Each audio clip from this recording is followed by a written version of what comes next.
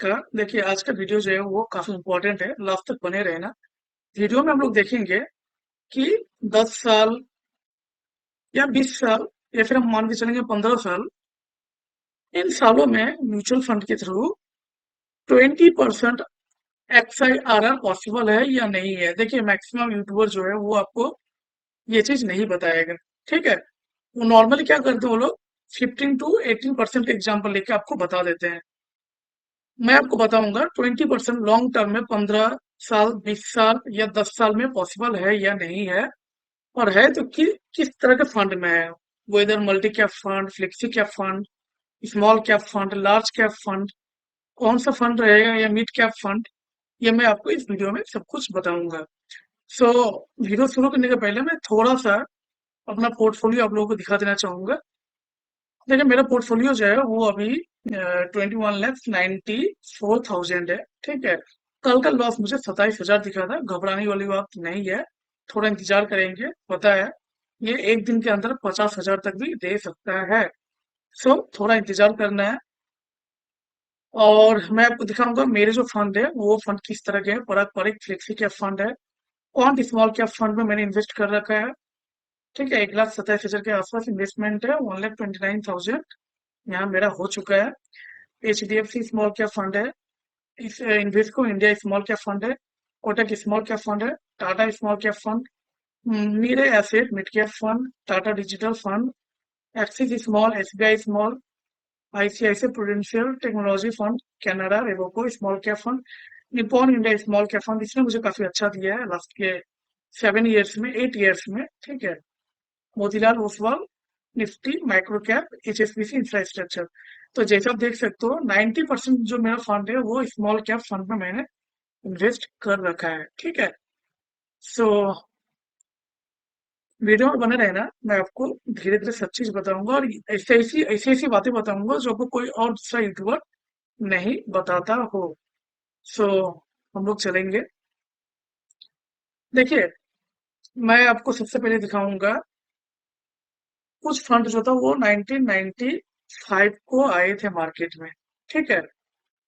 2025 last का 30 साल का मैं आपको रिटर्न दिखा रहा हूँ, आप देखो। और मैं कह रहा हूँ आप सरप्राइज हो जाओगे देखकर। देखो, आप 20% HDFC फ्लेक्सी कैप फंड ने दिया हुआ है लास्ट के 30 ईयर्स में। कोई यूट्यूबर आपको नहीं बताएगा, यूट्यूबर आपको यही बोलेगा कि 5 से 10 साल का टाइम में कोई भी फंड आपको जो है वो 15 से 16% ही XIRR या CAGR देगा। लेकिन देखो, आप 30 साल में 19.88% HDFC flexi cap fund, Franklin India flexi cap ने भी 19% दिया हुआ है लास्ट के 30 साल में। फ्रैंकलिन मिड कैप फंड है, देखिए ये पहले स्मॉल कैप हुआ करता था, मिड कैप बन चुका है। इसने भी नियर अबाउट 18.50 का रिटर्न दिया हुआ। ICICI prudential multi cap fund, इसने 16% का दिया हुआ है रिटर्न। तो होता है 20 साल, 30 साल में भी होता है 20%, 25%, ठीक है। इनफैक्ट 30% भी होता है 10 साल के अंदर। क्यों बता रहा हूँ? क्योंकि Nippon India small cap fund ना, ये 2013 को चालू हुआ था, ठीक है। और 2013 से 2023 तक इसने 28% का रिटर्न दिया हुआ था, ठीक है। जब इसका 10 साल हुआ था ना, तो न्यूज चैनल में ये आ रहा था कि ये फंड ने 28% दिया हुआ है, निप्पॉन इंडिया स्मॉल कैप, जिसने मुझे भी काफी अच्छा रिटर्न लास्ट के 8 साल में दिया हुआ है। चलें, हम लोग थोड़ा सा रिसर्च कर लेंगे। 95 था, इसे हम लोग क्यों ना एक बार हम लोग से 2000 लेते हैं। हम लोग 5 साल का अंतराल, समय बचाने के लिए 5 साल का अंतराल में ही हम लोग चीज को चेक करेंगे। मैं रेगुलर फंड ले रहा हूँ, डायरेक्ट फंड में आप 1 से 1.5% और एक्स्ट्रा ऐड कर लेना, क्योंकि डायरेक्ट फंड जो है ना वो 2013 को आया हुआ था, ठीक है। सो उसके पहले रेगुलर फंड ही हुआ करता था। चलो, हम लोग 2000 में आ चुके हैं, अब हम लोग 25 साल का डाटा ले रहे हैं। 25 साल का अगर डाटा लेंगे ना, तो अपना वहां पे 4 फंड था जिसने 19 से 20% दिया हुआ था। इसमें और भी कई सारे फंड ऐड हो जाएंगे।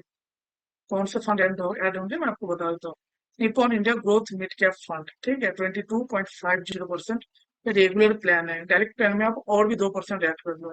24-25% दिया हुआ है लास्ट के 25 साल में। फ्रैंकलिन इंडिया मैंने बता दिया, HDFC फ्लेक्सी मैंने बता दिया। HDFC ELSS tax saver fund ने भी 19.5% का रिटर्न लास्ट को 25 साल में दिया हुआ है। Franklin India flexi cap fund ने भी 19% के आसपास का दिया हुआ है। कोटक लार्ज कैप फंड ने भी 19% का दिया हुआ है। Nippon India vision large cap fund ने भी 18.6% का रिटर्न इसने दिया हुआ है। ठीक है, मैं इस लिंक को भी अपने वीडियो के नीचे कमेंट कर दूंगा, या फिर वीडियो के नीचे डिस्क्रिप्शन बॉक्स में आप एक बार चेक कर लेना, आपको वहां से ये लिंक मिल जाएगा। और फिर आप इसे अपने चेंज करके अपने हिसाब से ईयर को चेंज करके देख लेना। तो इस तरह से काफी सारे फंड है। देखिए, अगर हम लोग नीचे के दो फंड को छोड़ देंगे तो ICICI prudential large and mid cap fund ने भी 17% के आसपास का रिटर्न दिया हुआ है, 16.58। अब हम लोग 2005 का डाटा ले लेते हैं, लास्ट का 20 साल का data.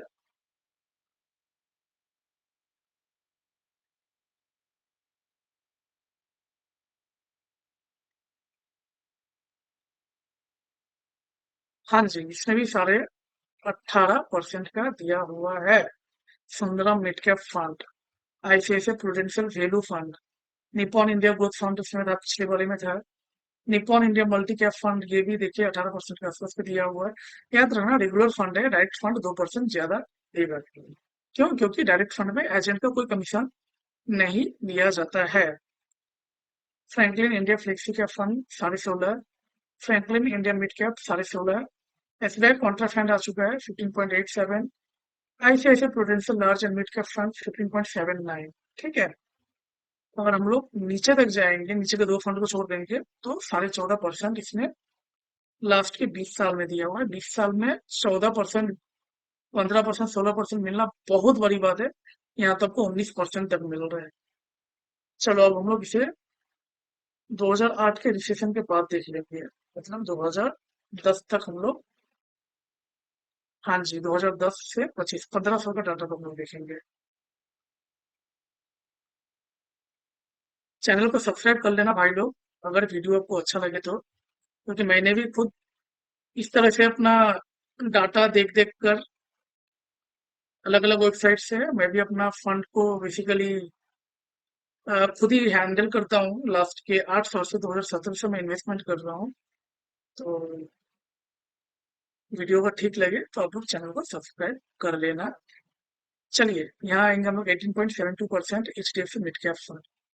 एडेलवेस mid cap fund 18.52 regular fund है, याद रखना। डायरेक्ट फंड 2% और ज्यादा होगा तो 20% को टच कर जाएगा। Invesco India mid cap fund 18.5,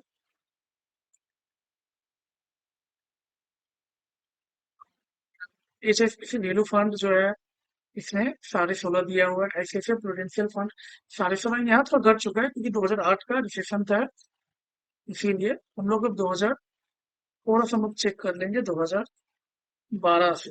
ठीक है, आपको यहाँ से अच्छा खासा दिख जाएगा, मतलब 10 का 13 साल में।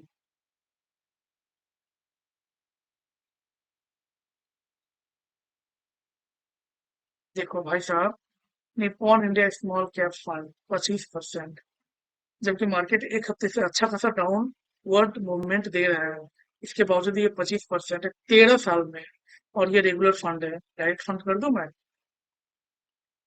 डायरेक्ट फंड चलिए मैं करता हूँ, थोड़ा सा इंतजार कर ले।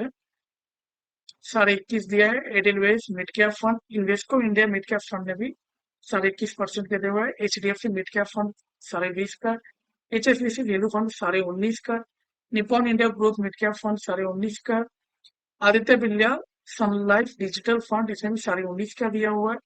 इन्वेस्को इंडिया इंफ्रास्ट्रक्चर फंड 18.5 का दिया हुआ है। मैं अगर नीचे का देखिए कितने सारे फंड है, अगर मैं नीचे का 3-4 फंड को हटा दूं तो सबके सब ने लास्ट के 13 साल में 15% के ऊपर का रिटर्न दिया हुआ है। आप यहाँ देख लो, मैं 3-4 को हटा देता हूँ, ठीक है, तो 14.5, 15, 15.11, 15.15, 15.23, 15.32, इस तरह से 16%, 16.5%, 17, 17.5, 18, 24%, 24.5% तक गया हुआ है। मैं इसे 2013 करता हूँ। ठीक है, अक्टूबर में आया था, मैं इसे नवंबर ही करता हूँ। नवंबर को आ चुका था डायरेक्ट तो हम इसे रेगुलर हटा देंगे और डायरेक्ट करेंगे। चलिए मैं रेगुलर हटा देता हूँ।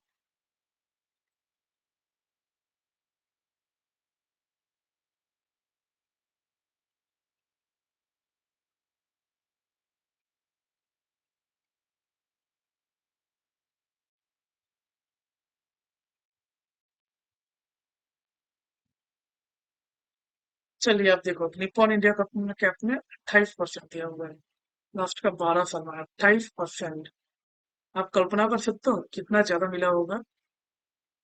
28% में कैलकुलेट करके मैं बता दूंगा, आप कैलकुलेट करोगे। अगर 1 लाख कोई लगाता तो कितना होगा मैं आपको बता दूंगा, ये भी किसी और वीडियो में। आप लोग कमेंट करना कैलकुलेट, तो मैं समझ जाऊंगा कि आप लोग एसआईपी कैलकुलेटर के थ्रू कैलकुलेट करने बोल रहे हो। तो मैं कई सारे इंपॉर्टेंट फंड का आप लोगों को कैलकुलेट करके अपने नेक्स्ट वीडियो में दिखाऊंगा, और अच्छे से फंड का दिखाऊंगा। एडेलवेस मिड कैप फंड, इसमें भी 24.5% दिया हुआ है। 24% का Invesco India mid cap fund में दिया हुआ है। एचडीएफसी मिड कैप फंड में 23% दिया हुआ है।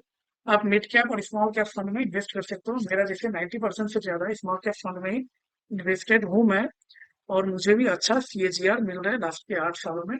18% के आसपास मिला हुआ है मुझे फिलहाल। ठीक है, सुंदरम मिड कैप फंड 20% है। कैनाडा रबर इंफ्रास्ट्रक्चर फंड जो है वो भी 20% के ऊपर है। आईसीआईसीआई प्रूडेंशियल वैल्यू फंड ये 20% के ऊपर है। पारंपरिक फ्लेक्सी कैप फंड ये बहुत अच्छा फंड है। ये काफी कम देखता हूँ नेगेटिव जाता है, जब मार्केट डाउन रहती है तब पर भी ये पॉजिटिव देता है। क्यों मैं बता पा रहा हूँ, क्योंकि ये मेरे पोर्टफोलियो में ऑलरेडी शामिल है। ठीक है। DSP ELSS tax saver saver fund तक ने लास्ट के 12 साल में 19% 20% का रिटर्न दिया हुआ है। SBI focused fund 18.61। अगर हम लोग नीचे आ जाए और 4-5 फंड को छोड़ दे, तो लास्ट के 12-13 सालों में भी 15% का हमें रिटर्न मिला हुआ है। इसे हम लोग क्यों ना 2015 कर लेते हैं। 10 साल का हम लोग थोड़ा रिकॉर्ड देख लेंगे। देखिए 5 साल का, 1 साल का, 3 साल का आप लोगों को तो कई सारे ऐप में मिल जाता है, तो मैं वो आपको नहीं दिखाऊंगा। हाँ लेकिन मैं आपको 10 साल का एक बार रिटर्न दिखा दूं। 10 साल में मार्केट ने क्या कर रखा है, आप जादू देख पाए।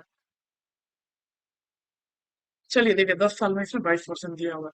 आप देखो 15 साल में इसमें 28% दिया हुआ है, 10 साल में 22% दिया हुआ है। तो 15 साल में भी 28% मिलता है। 26, 24, 25% 15 साल में भी मिलता है, ये आपको कोई यूट्यूबर नहीं बताएगा। तो आप देखो 10 साल में इसने 22% दिया हुआ है। इसने 21% के आसपास, इसने भी 20% के आसपास, ये 20% के आसपास, ये 20% के आसपास क्या है। Edelweiss mid cap fund, HSBC mid cap fund 18%, Axis small cap fund ये 20.5%,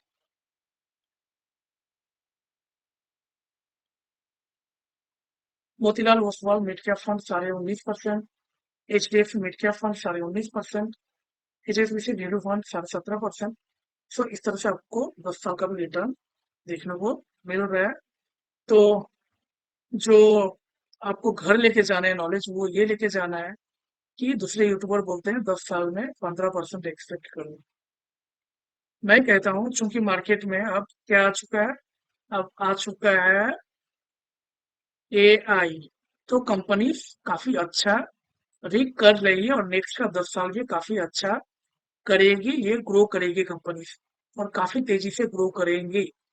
तो आप याद रखना चैट जीपीटी, जेमिनी ये सब आने के कारण क्या होगा, नेक्स्ट का 10 साल जो है वो स्पेशली आईटी सेक्टर जो है, आईटी सेक्टर ही नहीं कोई भी सेक्टर एआई का यूज कर रही है, वो बूम करेगा। और बूम करेगा तो आप मान के चलो नेक्स्ट 10 ईयर्स है, 2025 से 2035 की बात कर रहा हूँ, आपको 25% तक मिल सकता है। ठीक है। आप 20% टू 25% मानकर चलो, मैं तो अपने पोर्टफोलियो में यही कैलकुलेशन करके चल रहा हूँ। ठीक है। तो आप भी, आपका जो एम है, विजन है, वो आप 20-25% मानकर चल सकते हो। एग्जाम्पल मैंने आपके सामने प्रूफ कर दिया है। तो सेफ साइड रहने के लिए 15% बिल्कुल आप मानो, दूसरे यूट्यूबर को भी गलत नहीं है, उनका भी कहना जो है वो सही है, वो भी सही कह रहा है। लेकिन गुड केस में आप इसे 25% मान सकते हो नेक्स्ट 10 ईयर्स में। ठीक है, आप भी थोड़ा कैलकुलेट करना, रिसर्च करना। मैं वेबसाइट का लिंक जो है वो नीचे डिस्क्रिप्शन बॉक्स में डाल देता हूँ। मिलते हैं अगले वीडियो में, तब तक के लिए धन्यवाद। जय हिंद।